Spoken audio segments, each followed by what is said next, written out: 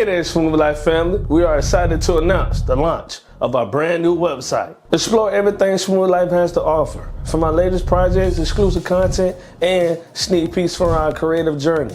It's just a click away. Whether you're a fan, a creator, or just curious, our website is designed just for you. Join our community, stay updated, and never miss a beat. Remember, it's all about progress. Day by day, see a better day. Smooth Life. We out.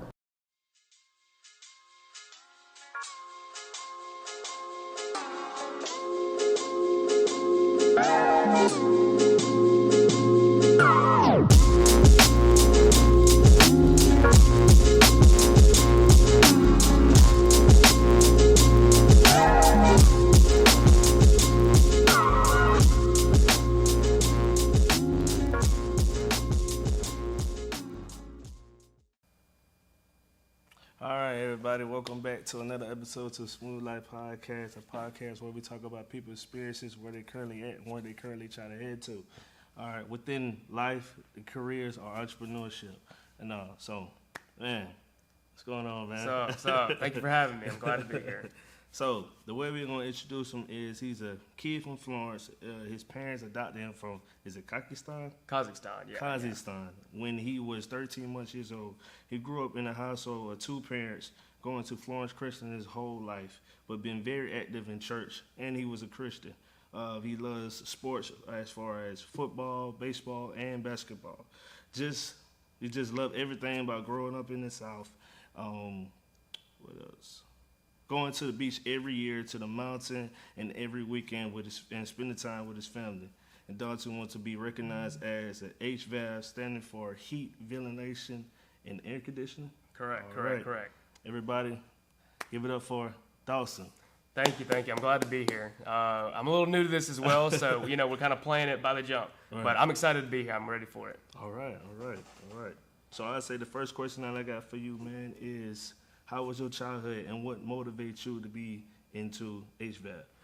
Honestly, man, it was great. I could get up here and talk about all these different stories and, the struggles of life growing up, but honestly, I'm not going to do that. I want to be really honest about everything. I grew up really well. My parents did everything they took to take care of me.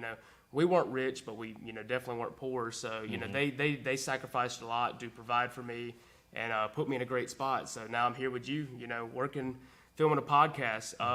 But as far as HVAC, it was probably, to me, is around my sophomore or junior year in high school is when I kind of, people start putting in your mind, say, hey, you kind of have to figure out what you're going to do with your life. You got to start making plans. And to me, I was never a person that, really enjoyed school a lot. I did, I wasn't failing or anything. I did enough, but to me, just university didn't feel right for me. Right. So automatically, your other two options are, maybe a military or a trade school route. Mm-hmm. So for me, I have a lot of family that own businesses, and they do a lot of, I have a cousin who owns a plumbing business, an uncle who does construction. So to me, I kind of found my way into HVAC, which is, heating and air. Down here in the South, that's a really important thing. You can't go without it. Mm-hmm. So luckily, is right out of high school, I was able to start working with a friend of ours from church, and I've been going to school for that now for close to 2 years. Mm-hmm. So I'm excited for it. I'm ready.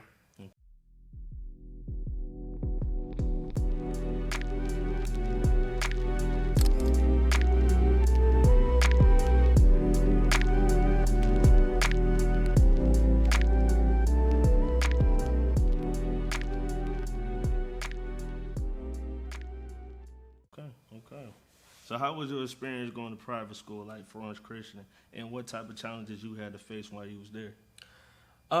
For me, honestly, is whenever I was young, my parents were able to kind of, I guess, keep me, I don't want to say sheltered, because I wasn't a sheltered child, but I didn't really understand the differences between schools. Mm-hmm. So for me growing up, I didn't view it any differently. And all of my friends, we didn't view it any differently. We were very outgoing kids. We loved our environment. We loved, just playing with our friends. Mm-hmm. So for me, it probably didn't hit me that I was, in a different environment than a lot of my peers until we got into the high school. Mm-hmm. And, even then it was really, it wasn't necessarily an issue or anything, but it was different, because we all experience life in different ways, like I was speaking to earlier. And for me, it was just, I personally enjoyed it. I really did. I had a lot of my friends with me there. You know, we all played sports. We enjoyed it. And it was a really safe environment. And I think Florence Christian does a good job in getting out their message and, you know, keeping what's important first, which is, you know, God, faith, and family. So I really personally enjoyed it. Okay. So what type of challenges you had to face while you was there? For me, honestly, it was, you know, probably what a lot of middle school boys go through is just kind of finding yourself. I went through the same challenges that probably a lot of people figure out is, you know, what am I going to do with life, sports, things like that, just trying to grow up and make sense of life. So, you know, it wasn't necessarily a outwardly physical struggle as much as it was a mental struggle for me is, what am I here for? You know, we all want to be in the NFL. We all want to be in the MLB. We all want to be rappers and singers. But eventually, sometimes you have to figure out, like, you know, reality. You have to figure out what you're going to do with your life. And, you know, you got to accept it. So that was probably a big thing for me is not on the outward and physical part, but was inwardly is accepting who I am and making peace with life. You know? So that was probably it.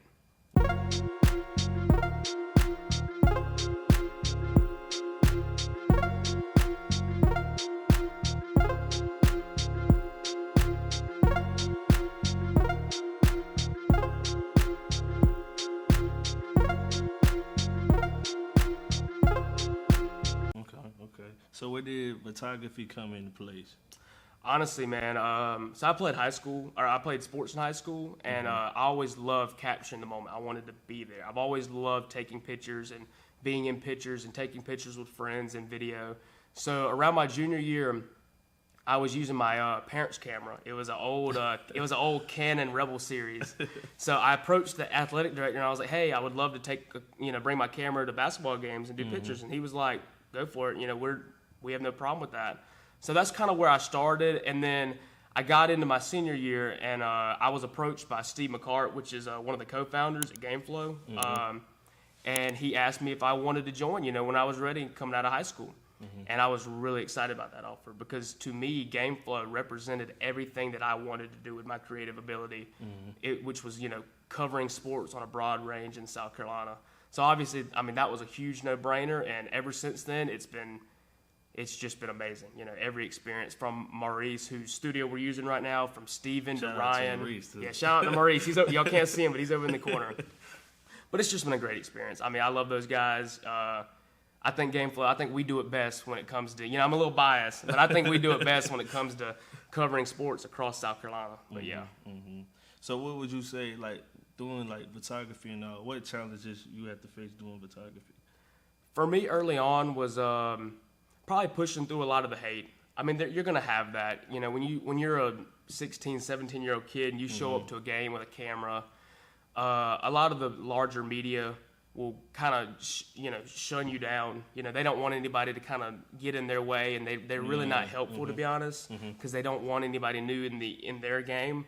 So probably that, but, you know, what's great about being in GameFlow is we had a support system, and we really were able to grow and learn from that until where we are now is when we go to games and there are young kids, just like how we were at one point doing it, we encourage them, we help them, you know, we build them up, and we don't push them to the side, we don't kind of cast a bad light onto them. So yeah, probably that was just kind of breaking through the bubble of being respected in the industry. Okay.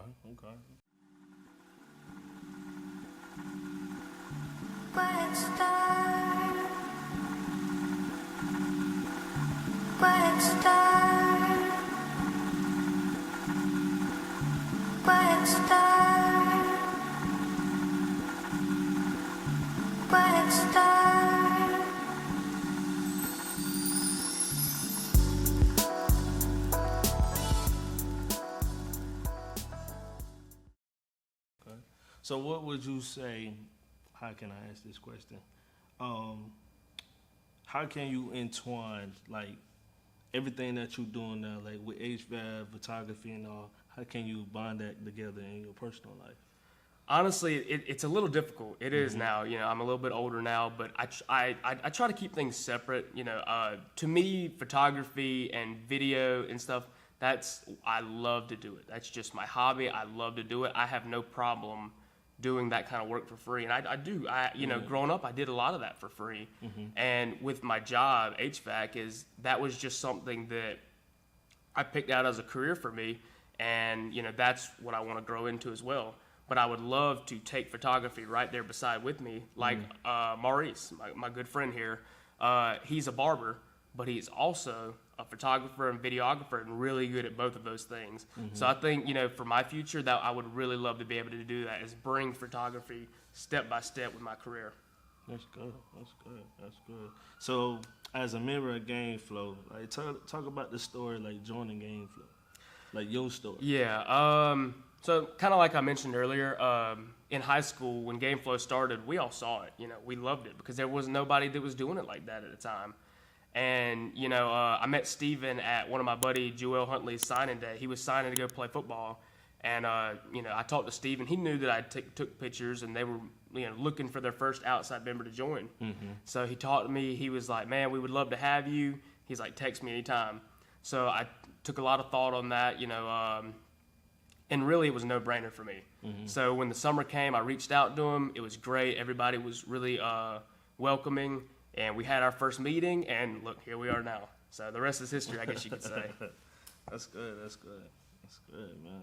So I say now let's get into our next segment. So I call this segment "Think Before You Speak." So with this segment, we have 3-part questions, and we have the rapid fire questions, we have survival questions, and we have the riddles. And so basically, for example, with the rapid fire questions, I basically ask like your favorite moment, favorite childhood moment, favorite cake, anything like that. And survival question, you know, as far as like how can you determine the distance of this? Basically, you just give your answer and then go off with the riddle. So you ready? Yeah, go ahead.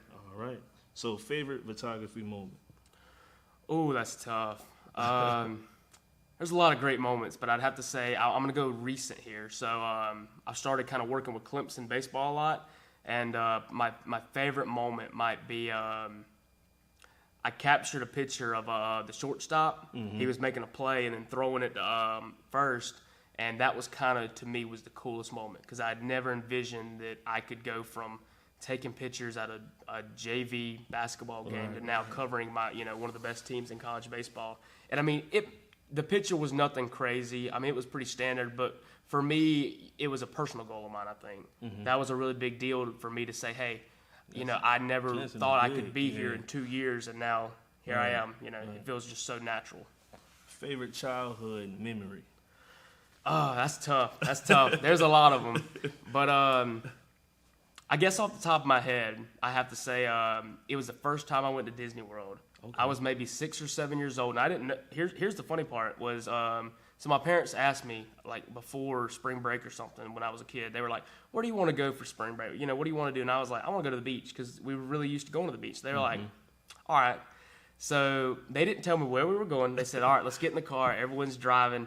And, you know, obviously that's that's a very long drive down to Disney World. Right. And so I'm keep asking them, I'm like, it's never taken this long for us to get to the beach. This is really weird. And they were like, oh, we're coming. Right. And my parents described it. We were passing billboards and stuff once we got into Florida for Disney World. Right. And I was like, I wish we could go there someday. And, you know, I was kind of dropping hints that I wanted to go there one day. And, you know, they didn't say anything. They were like, all right. Right.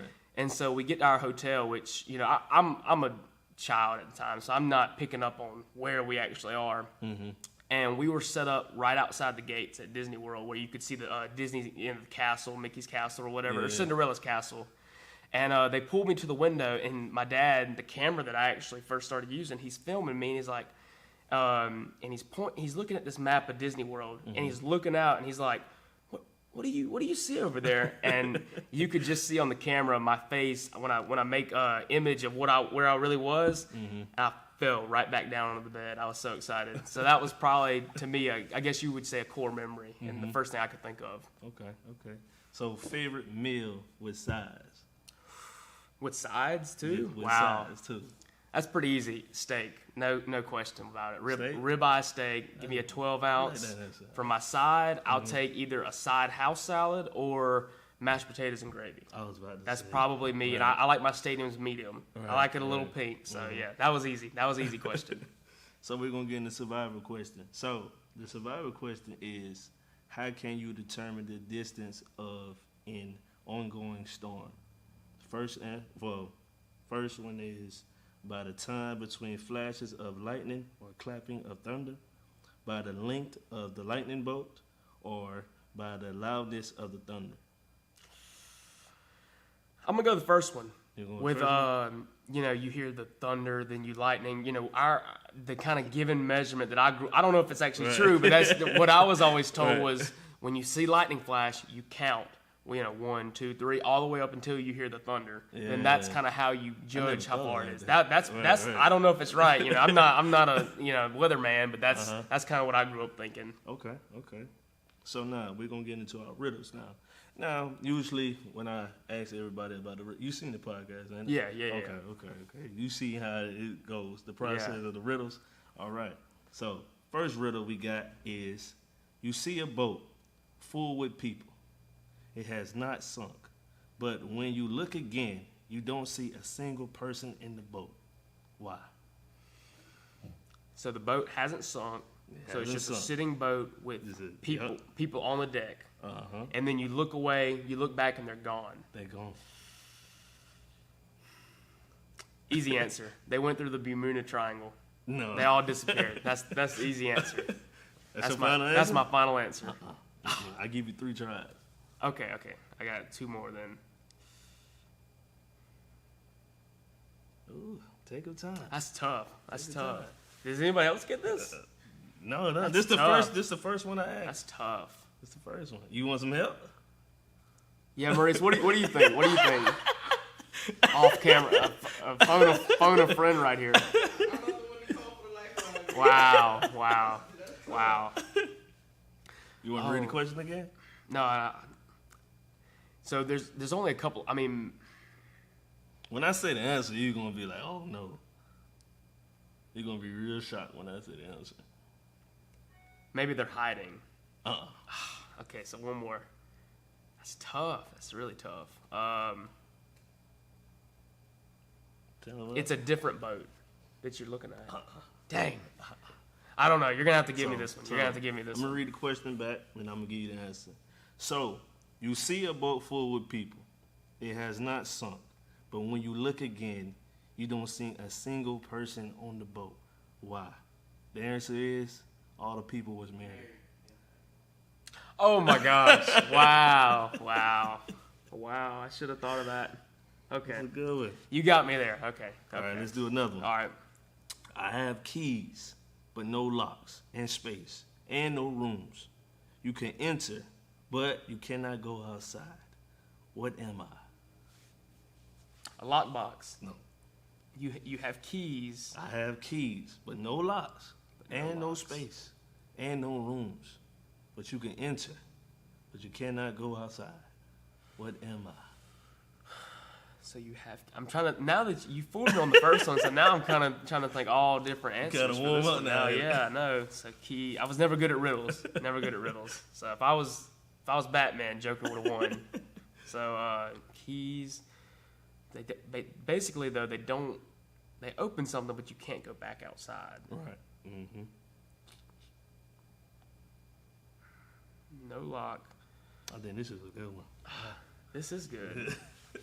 I wish I could have looked on the screen before this, and then I would act really, I'd seem really smart. But now I'm trying to. The gears are working here. You have keys. I have keys. It's not like a musical key, is it? I don't want to give it away. I can't give it away. I think I'm close. If you don't want to give that away, I think I'm close. I say you close. You is close. I really don't know. You don't know? That was my final guess. Was something to do with music. If you could take a guess, I'd say this. It's an instrument. Oh, piano keys. I give you that. It's keyboard. Okay. Yeah, there we go. I give you that. I give you that. All right. We'll say 1 for 2. 1 for 2. Okay, I give you that. So the next one is: A is brother of B. B is brother of C. C is the father of D. So how is D related to A? All right, you got me messed up here. Now, this sounds like a math question. I was never good at that. So, A is brother to B. B is brother to C. C is the father of D. So how is D related to A? C is the father of D. Uncle, right? That's right. Yeah. Okay. That's yeah. right. Yeah. I got that. You Yeah. got one. It took me a minute. I had to start visualizing. You got Started one. counting on my fingers there. So I got a bonus one that I always ask everybody. Now this one, I would say this is a classic.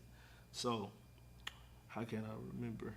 I am an odd number. Take away a letter, I become even. What number am I? Take away a letter, just a letter off. Just a letter off. Think about all the numbers. Is it a single digit number? Can you answer that? I would say yes. So it's yes. Okay. Yes, So it's a single digit number.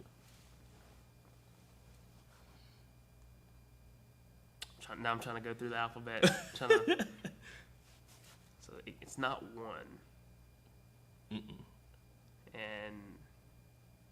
it can't be. It's not 3. Just think about all the numbers. And spell them out too, I would say. So it's not 5.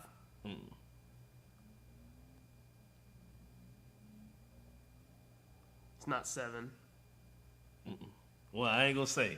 I'm not gonna say. All right. We're about to say we're getting close now. I'm not gonna say. I'm not gonna say. Take away. In fact, that is the answer. 7? It is? Okay, because... It is the answer. Okay, yeah, okay. You see why? No, I don't. I was going through process of elimination. I don't. So, I say spell 7. Yes. S-E-V-E-N. Yeah. You take away the S. Even.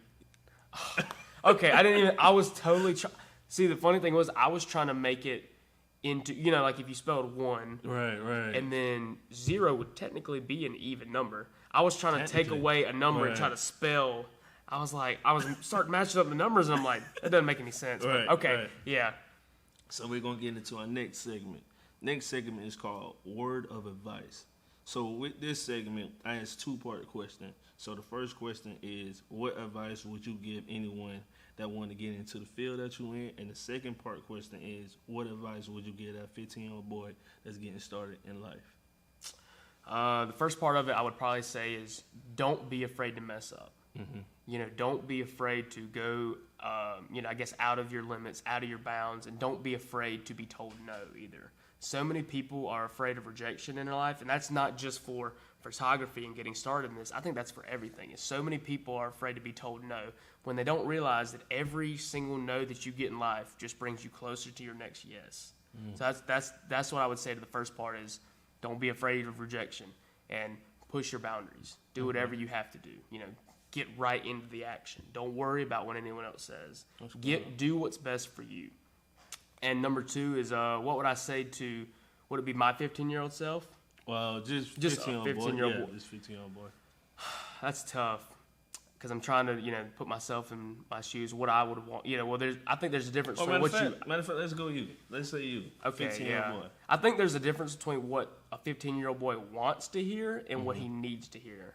I think what he needs to hear is just live in the moment. In the wise words of Dabo Sweeney, he would say, grow where you're planted. Be great where your feet are. Is enjoy where you are. Don't wish your life away.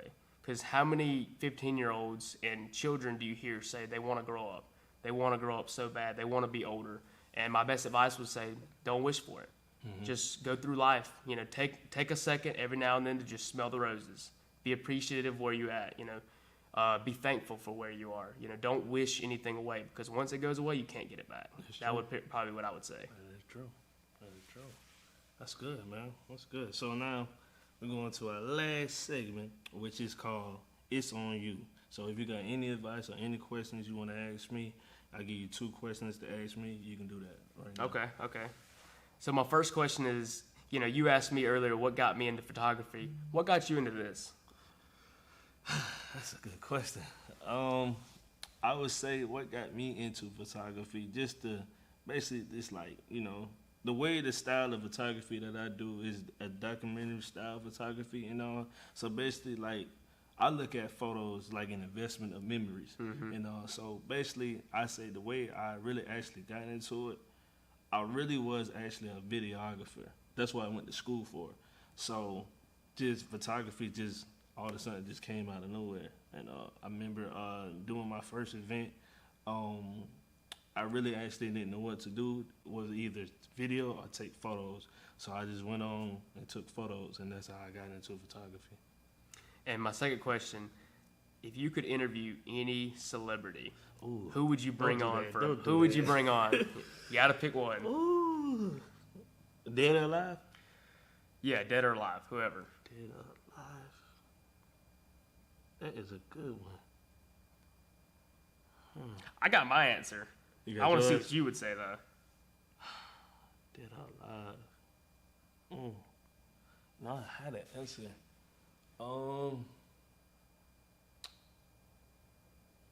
It would probably be, what's his name? What's the guy that played on Black Panther? Chadwick Boseman. Okay. Him. A local guy? Yeah, I like him. I like him. I think for me, Michael Jackson. That's a good Michael one. Jackson. That is a good one. We've never seen anybody like him before, and we probably it'll be Never. a long time before we see another guy like him. They say Chris Brown close.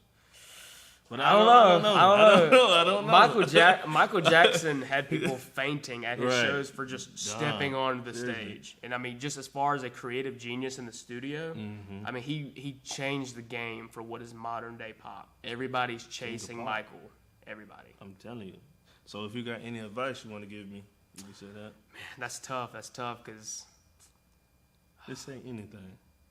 I'm gonna go back to what I said earlier and just say don't be afraid of rejection. You're just starting out, just like I am. Is you got to push through. You got to chase what you love. Enjoy it. Enjoy these moments. Look back on everything you've done and how far you've came, and take pride in that. And know that just because you might not think anyone's watching you right now, but keep making plays, keep working, keep building, and in a couple of years, you may be interviewing a guy like Chadwick Boseman. Hey. Who knows? I might turn on TMZ, and you're gonna be the guy there. You never know. Never know. All right, man. Well, I say that's pretty much it right there.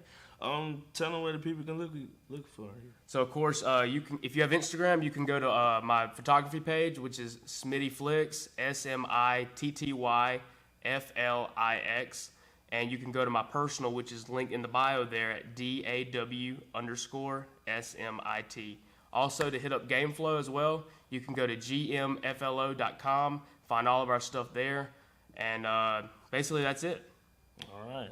Like I say, shout out to Maurice for letting us use the studio. Hey, man, you want to come say something? You want to come say hey? Oh, man. All right. Okay. It's coming to steal the show. Hey, y'all, what's happening? Maurice from the Barber Mosaic. Yo, come see us, 3203 West Palmetto Street, Suite N. It's the Barber Mosaic. We got the barbershop in the front, studio in the back. Come get your haircut. Yeah, come get your haircut. He get you right. Yeah, and photos too. Right. All right, man. I would say we got it now. You know what it's saying. You say you watched the podcast, ain't it? I did, yeah. Okay. I had to do a little bit of research. Okay. I had to do a little bit of research. So you know the saying a little bit? I don't. All right. I'm terrible memory. So the saying is, day by day to see a better day, smooth for life, we out. That's it. I like it. That's it. There we That's go. it. So we're going to say it together, though. All right. On the count of 3. You remember how to say it, right? You want to practice? We'll roll. Day by day. To see a better day. To see a better day. Smooth for life. We out. Okay. That's it. Okay. Yeah. I got it now. I got it. All right. You ready? Yeah. Count of 3. 1, 2, 3. Day by day to see a better day. Smooth for life. We out.